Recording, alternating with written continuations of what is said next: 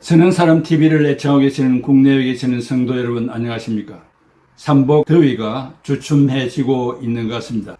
조석으로 조금 찬바람이 부는 경향이 있습니다. 사철 속에서 살아간 우리 국민들의 행복감을 느끼게 됩니다. 저는 오늘도 계속해서 회심했습니까? 라고 하는 주제로 말씀드립니다. 회심은 마음의 변화를 이루어 지금까지의 삶을 정리하고 주님과 함께 살기 위하여 방향을 전환하는 것을 말합니다. 회심하였다고 말은 하면서도 옛날의 생활 습관 그대로 살고 있다면 온전한 회심이 아닐 것입니다. 공동 번역을 참고하면 에베소 4장 13절에서 16절에 마침내 우리 모두가 하나님의 아들을 믿는 것과 지식에 있어서 하나가 되어 성숙한 인간으로서 그리스도의 완전성에 도달하게 되는 것입니다. 그때에는 우리가 이미 어린아이가 아니어서 인간의 간교한 유혹이나 속임수로서 사람들을 잘못에 빠뜨리는 교설의 풍랑에 흔들리거나 이리저리 밀려다니는 일이 있어서는 안 될 것입니다. 도리어 우리는 사랑 가운데서 진리대로 살면서 여러 면에서 자라나 머리이신 그리스도와 한 몸이 되어야 합니다라고 번역했습니다. 빌립보서 2장 12절에 그러므로 내 사랑하는 교우 여러분은 내가 함께 있을 때에도 언제나 순종하였거니와 그때뿐 아니라 떨어져 있는 지금에 와서는 더욱 순종하여 두렵고 떨리는 마음으로 여러분 자신의 구원을 위해서 힘쓰십시오라고 했습니다. 신약 성경에서 사용되는 회심이라는 단어가 세 가지가 있습니다. 메타노에오, 이 말은 180도 마음의 변화를 말합니다. 둘째는 에피스트레포, 이는 서쪽에서 동쪽으로 방향을 돌리는 것을 말합니다. 셋째는 메타멜로마이, 후에 사람들에게 걱정거리가 되도록 돌아서는 것을 말합니다.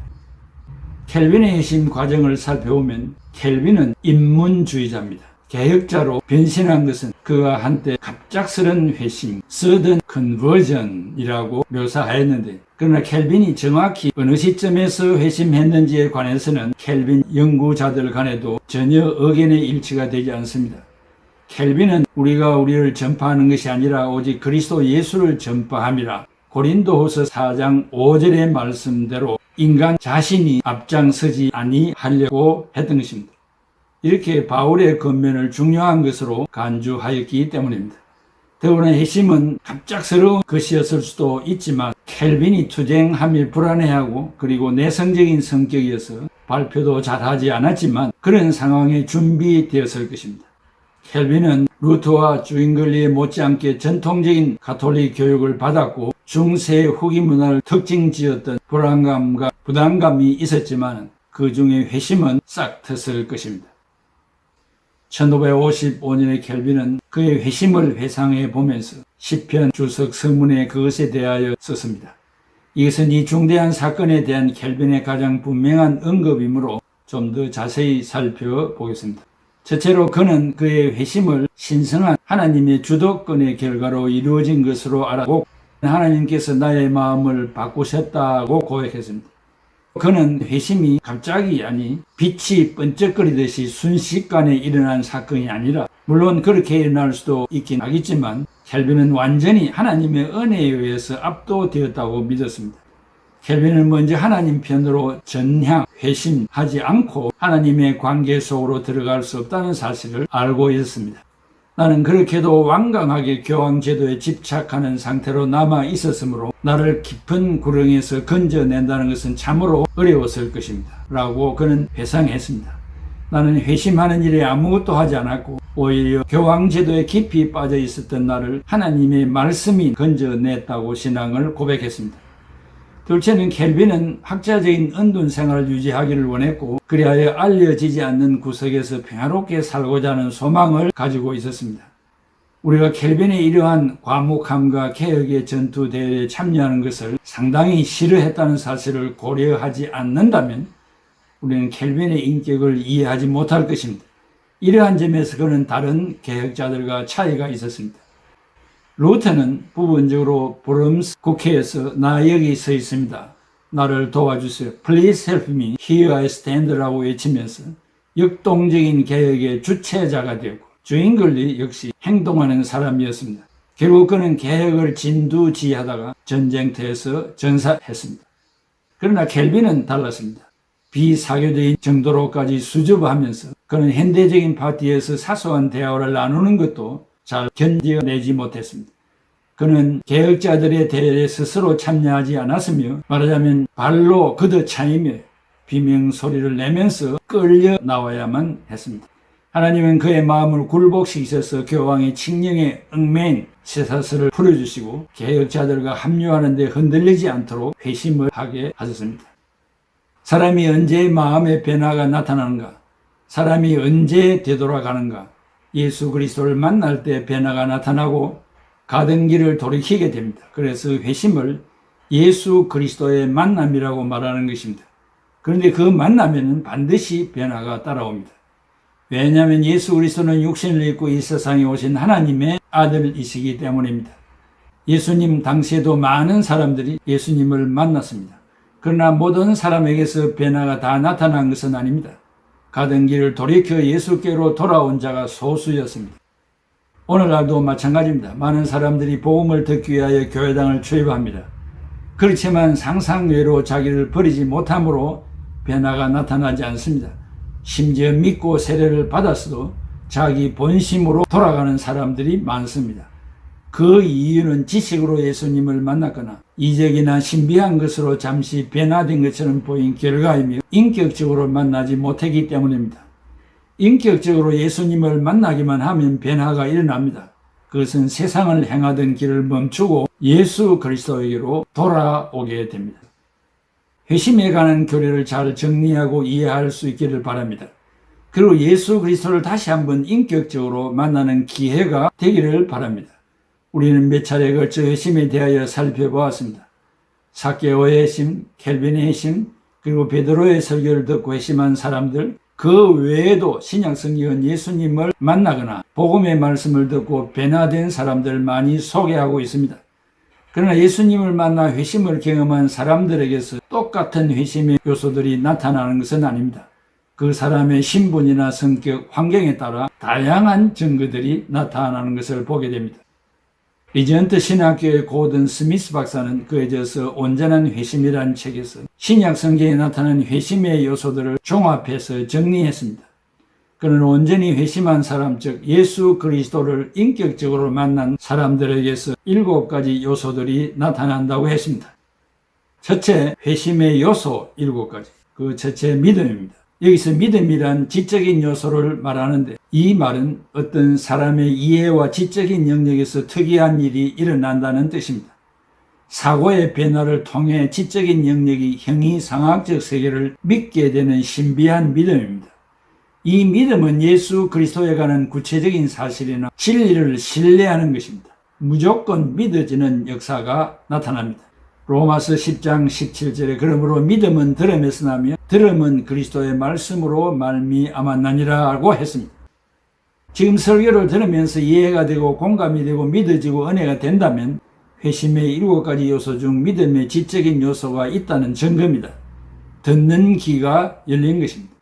둘째, 회개입니다. 이것은 회개의 요소인데 사도행전 2장 37절에서 아주 강력하게 말하고 있습니다.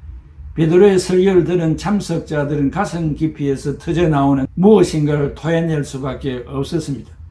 사도행전 2장 37절에 그들이 이 말을 듣고 마음에 찔려 베드로와 다른 사도들에게 물어 이르되 형제들아 우리가 어찌할꼬 하거늘 우리가 어찌할꼬 what we do 예수님을 배척했던 과거의 잘못을 기억하고 마음의 안정을 찾을 수 없어서 부르짖는 소리입니다.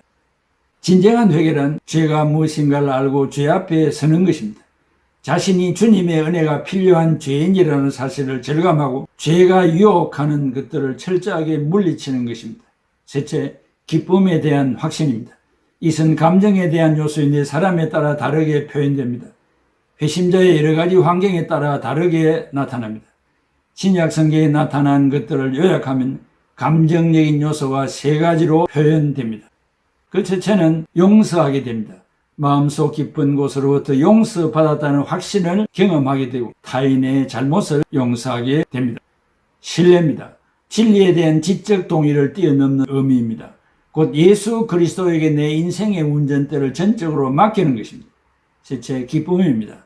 이것은 오랜만에 고향을 방문한 사람들에게서 나타나는 기쁨입니다.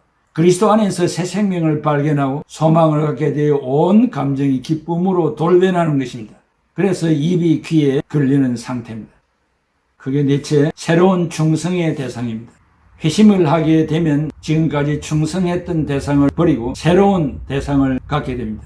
베드로와 야고보, 요한이 좋아했던 모든 것을 버려두고, 이 모든 것은 부모, 형제, 전답, 선박, 거물, 이 모든 것을 버려두고 예수님을 따랐습니다. 그들의 주인이 바뀐 것입니다. 충성의 대상이 바뀌면 두 가지로 삶의 방식이 나타납니다. 그 하나는 도덕적 수준이 바뀝니다. 하나님의 성품에 걸맞는 삶을 살기로 결단합니다. 둘째는 삶의 에너지를 그리스도에게로 바칩니다. 죄악된 어둠의 길을 거부하고 찬란한 빛 가운데 살기로 결단합니다. 자기를 위해 살지 않고 그리스도를 위해 살게 됩니다. 그리하여 그리스도의 몸된 교회를 위해 생활하라는 그리스도의 명령을 받아들이게 됩니다. 회심에는 분명한 의지적 요소가 들어있습니다. 그게 다섯째, 교회의 의식을 따릅니다. 교회가 주기적으로 집행하는 성례, 세례와 성찬에 빠짐없이 참석하여 그 의미를 깨닫고 때로는 눈물과 기쁨으로 동참합니다. 초기 예루살렘 교회 신자들, 에티오피아의 내시, 로마 군대 백부장 고넬료, 빌립보 교회 자주장사 루디아, 빌립보 감옥의 간수 등 신약 성경 어느 곳을 보아도 회심을 경험한 사람들에게 세례를 베풀었습니다. 세례라는 외적인 행위가 신약 성경에 등장하는 각각의 회심 모델에서 회심과 직접적으로 연결되고 명령되고 있습니다. 그리고 세례는 그리스도께로 나오는 경험과 그리스도인 공동체로 통합되는 데서 없어서는 안 될 절대적인 요소입니다. 세례는 내가 그리스도의 자녀가 되었다는 공포이며, 성찬은 세례를 받은 자들이 그리스도의 죽음을 재음미하는 귀중한 시간입니다. 그게 여섯째, 성령을 받습니다. 하나님의 영이신 성령을 선물로 받는 것은 은사적 요소입니다. 성령을 선물로 받게 되면 자신의 내면에 성령께서 내주하고 계심을 확신하게 됩니다. 그러므로 악한 마귀는 단수입니다. 마귀가 내 마음에 자리 잡지 못합니다. 마귀를 쫓아내는 집회에 참석해서는 안 됩니다. 에베소 1장 13절에 그 안에서 너희도 진리의 말씀 곧 너희의 구원의 복음을 듣고 그 안에서 또한 믿어 약속의 성령으로 인치심을 받았으니, 요한복음 14장 16절에 내가 아버지께 구하겠으니 그가 또 다른 보혜사를 너희에게 주사 영원토록 너희와 함께 있게 하리니. 성령님은 우리의 중심에 영원토록 내주하고 계십니다. 결단코 사탄이 자리 잡을 수가 없습니다. 고린도 교회가 책망받은 이유는 성령의 내주와 계심을 간구하고 세속적 생활을 한 것입니다. 성경은 우리에게 성령을 소멸하지 말라고 합니다. 데살로니가전서 5장 16절에서 19절에 항상 기뻐하라, 쉬지 말고 기도하라, 범사에 감사하라, 이는 그리스도 예수 안에서 너희를 행하신 하나님의 뜻이니라. 성령을 소멸치 말라고 했습니다. 예수님은 성령에 대해서 말씀하시면서 마태복음 12장 32절에 또 누구든지 말로 인자를 거역하면 사하심을 얻되 누구든지 말로 성령을 거역하면 이 세상과 오는 세상에도 사하심을 얻지 못하리라 하셨습니다. 다윗이 범죄한 후에 시편 51편 11절에 성신을 거두지 마옵소서라고 기도했던 것을 기억하십시다. 이 말씀은 성령의 은혜를 가두지 말라는 말씀입니다. 성령의 은혜가 없으면 기쁨도 사라지고 소망도 없어집니다. 성령의 은혜를 소멸하게 되면 신앙생활이 불가능하다는 것을 인정하시고 성령을 소멸시키는 일이 없으시기를 바랍니다. 일곱 번째, 공동체의 일원이 됩니다. 이것은 너와 나는 다르지만 그리스도를 신앙하고부터는 너와 내가 다르지 않고 그리스도의 피로 맺어진 형제 자매로서 공동체가 된 것입니다. 사도행전 2장 41절에 그들이 사도의 가르침을 받아 서로 교제하고 떡을 떼며 오로지 기도하기를 힘쓰니라. 회심을 한 교인은 교회의 공동체의 모임에 담대히 나올 때 온전해집니다. 그리스도인 개인은 연약하지만 공동체의 일원이 되면 모일 때마다 새로운 은혜를 받게 되고 온 성도들이 힘을 합할 때 감당치 못할 일이 없습니다. 교회가 정한 정기적인 모임은 개체 신자들이 영적 성숙을 할 수 있도록 설교를 듣게 되며 밖으로 헌신할 수 있는 선교와 구제를 실천하게 됩니다. 교회를 떠나서는 신자의 삶이 온전할 수 없습니다. 위에서 언급한 회심의 7가지 요소, 믿음, 지적인 요소, 회개, 참회 요소, 신뢰, 용서에 대한 확신, 감정적인 요소, 결단, 충성, 헌신, 의지적인 요소, 물세례, 성례적 요소, 성령의 선물, 은사적 요소, 이렇게 공동체의 회심에 대한 결론적 요약이라 할 수 있습니다. 고든 스미스 박사는 이것은 진심으로 회심한 사람들에게서 나타난 회심의 요소라고 말했습니다. 왜냐하면 7가지 요소들이 각각 다른 것이지만 그러나 서로 연관된 유기적 관계성을 가지고 있기 때문입니다. 예를 들어서 예수 그리스도에 대한 진리를 깨달은 사람은 진실한 회개를 하게 되며 그리스도에 대한 신뢰와 자신의 죄가 용서받았다는 사실을 확신하게 된다는 것입니다. 물론 7가지 요소들이 신자의 내면에서 골고루 균형 있게 나타난다면 그 사람은 온전한 회심을 경험한 사람이라 할 수 있습니다. 그러나 모든 사람이 온전한 회심을 경험하는 것은 아닙니다. 결핍된 요소가 있을 수 있습니다. 그러나 낙심할 필요는 없습니다. 온전한 회심에 이르기까지는 많은 시간이 필요합니다. 감리교의 창시자인 요한 웨슬레도 그 중에 한 사람입니다. 하나님의 거룩한 뜻에 철저히 헌신했던 웨슬레도 하나님의 사랑과 용서에 대한 확신을 느끼기까지 13년이라는 세월이 흘러야 했습니다. 고민의 세월을 보내던 중 1738년 5월 24일 런던의 알더스케이트 가의 어느 단체의 집회에 우연히 참석하게 되었습니다. 그때 경험한 일을 자신의 경건 노트에 기록해 놓았습니다. 그날 저녁에 나는 별로 달갑지 않는 마음으로 알더스게이트 거리에 있는 단체에 참석했는데 거리에서 어떤 사람이 루터가 쓴 로마인들에게 보내는 서신의 서문을 읽고 있었다. 대략 8시 45분경에 그 사람은 그리스도를 믿는 믿음을 통하여 하나님께서 자기 마음속에서 일으키신 변화를 천천히 말했는데 오히려 내 마음이 이상하게 뜨거워지는 것을 느꼈다. 나는 구원을 받기 위해서 오직 그리스도만을 정말로 믿는다고 느꼈다. 바로 그 그리스도께서 내 죄를 모두 가져가셨을 뿐만 아니라 죄와 죽음의 법에서 나를 구속해 주셨다는 확신이 내게 찾아왔다고 간증했습니다. 사도 바울은 본문에서 이렇게 권면하고 있습니다. 에베소 4장 13, 16절 우리가 다 하나님의 아들을 믿는 것과 아는 일에 하나가 되어 온전한 사람을 이루어 그리스도의 장성한 분량이 충만한 데까지 이르리니 우리가 이제부터 어린 나이가 되지 아니하여 사람의 속임수와 간사한 유혹에 빠져 온갖 교훈의 풍조에 밀려 요동하지 않게 하렵니다. 오직 사랑 안에서 참된 것을 하여 범사의 그에까지 자랄지라. 그는 머리니 곧 그리스도라. 그에게서 온몸이 각 마디를 통하여 도움을 받음으로 연결되고 결합되어 각 지체의 분량대로 역사하여 그 몸을 자라게 하며 사랑 안에서 스스로 세우나니라. 회심의 시작은 회개이지만 회심의 목표는 예수 그리스도입니다.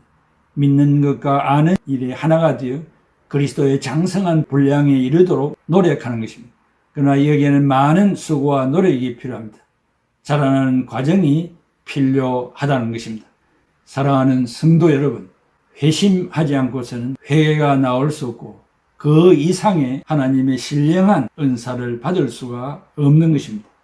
내 마음이 변하는, 회전하는, 방향을 전환하는 이 회심의 역사를 여러분 스스로 마음속 깊이 깨달아 보시고 아직도 여전히 세상을 향하여 달려가고 있는지 방향을 전환하여 뒤돌아서 해서 그리스도를 향하여 걸어가고 있는 나 자신인지를 분명히 깨달아 알아야 할 것입니다. 왜 뒤돌아선 사람다운 삶을 살지 못하는지를 곰곰이 생각하고 버릴 것을 버리고 회개할 것을 회개하고 하나님 앞으로 더 한 걸음 가까이 가는 여러분들이 되기를 중심으로 바람하지 않습니다. 다 같이 기도하겠습니다. 고마우신 아버지 하나님 은혜와 사랑을 감사합니다. 오늘도 여전히 돌아서는 회심에 대한 말씀을 듣게 해주신 것을 감사합니다.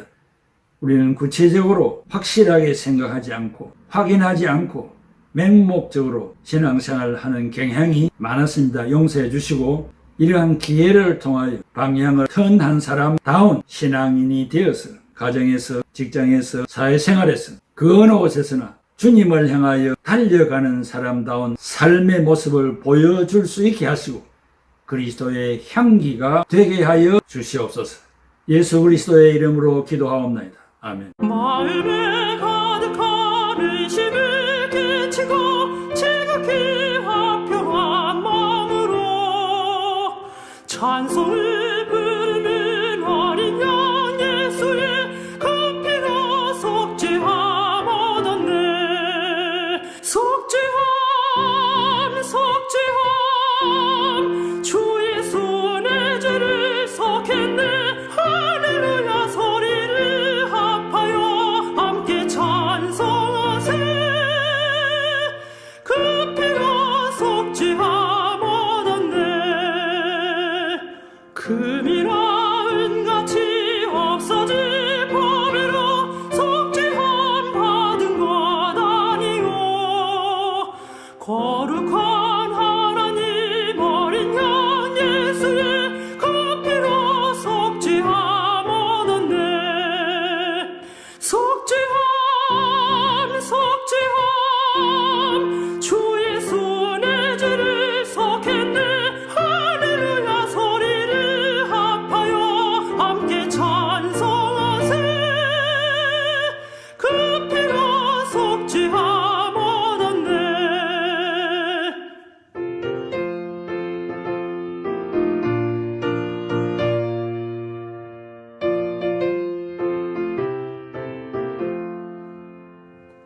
나 같은 죄인이 용서함 받아서 주 앞에 옳다함 얻음은 확실히